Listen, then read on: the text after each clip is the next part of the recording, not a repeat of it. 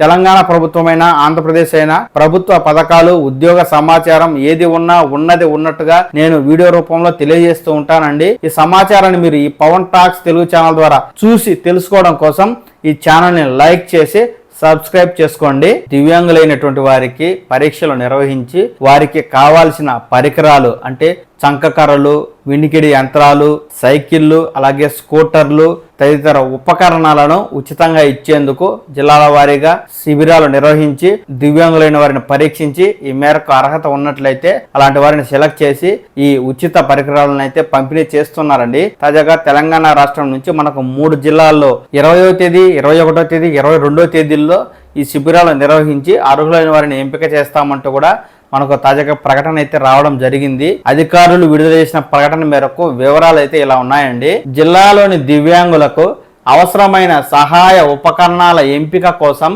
మహిళా శిశు దివ్యాంగ వయోవృద్ధ సంక్షేమ శాఖ హైదరాబాద్ అలింకో ఆధ్వర్యంలో ప్రత్యేక శిబిరాలు నిర్వహిస్తున్నట్లు జిల్లా సంక్షేమాధికారి సబిత గారు అయితే ఒక ప్రకటన ద్వారా తెలియజేస్తున్నారండి.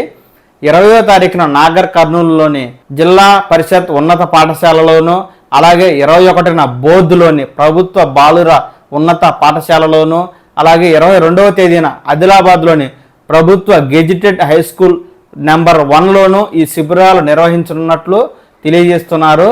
ఆసక్తి గల దివ్యాంగులు సాధారణ సర్టిఫికెట్, ఇటీవల పొందిన ఆదాయ ధృవీకరణ పత్రం, ఆధార్ కార్డు, యూడిఐడి కార్డుతో ఉదయం 10 గంటల 30 నిమిషాల నుంచి మధ్యాహ్నం 3 గంటల 30 నిమిషాల వరకు నిర్వహించనున్న ఈ శిబిరాలకు హాజరు కావాలని, ఎవరికైనా ఏదైనా అదనపు సమాచారం కావాలి అనుకుంటే కనుక ఇక్కడున్న మొబైల్ నెంబర్కి సంప్రదించినట్లయితే వివరాలు తెలియజేస్తామంటూ ఇక్కడ అధికారులు అయితే తెలియజేయడం జరిగింది. కనుక ఆసక్తి కలిగిన దివ్యాంగులు మీకు మీ లోపాలను బట్టి మీకు పరికరాలు కావాలి అనుకుంటే కనుక ఈ శిబిరాలకు అటెండ్ అవ్వండి. ఇక్కడ ఉన్నటువంటి సమాచారం మేరకు నాగర్ కర్నూలు జిల్లాలో 20వ తేదీ, బోధ్లో 21, అలాగే ఆదిలాబాద్ జిల్లాలో 22వ తేదీల్లో ఇక్కడైతే శిబిరాలు నిర్వహించి అర్హులైన దివ్యాంగులకు పరికరాలు అయితే పంపిణీ చేస్తారండి. ఇక నిర్మల్ జిల్లాకు సంబంధించి సదరం శిబిరం యొక్క వివరాలను కూడా మనకు అధికారులు తెలియజేస్తున్నారు. అధికారుల వివరాల మేరకు ఈ విధంగా సమాచారం అయితే ఉందండి. జిల్లా గ్రామీణాభివృద్ధి సంస్థ ఆధ్వర్యంలో మీ సేవ ద్వారా స్లాట్ బుకింగ్ చేసుకుని వెయిటింగ్ లిస్టులో ఉన్న శారీరక అంగవైకల్యం ఉన్నవారికి జనరల్ ఆసుపత్రిలో ఈ నెల 20వ తేదీన సదరం శిబిరం నిర్వహిస్తామని జిల్లా గ్రామీణాభివృద్ధి శాఖ అధికారులు అయితే ప్రకటించడం జరిగింది.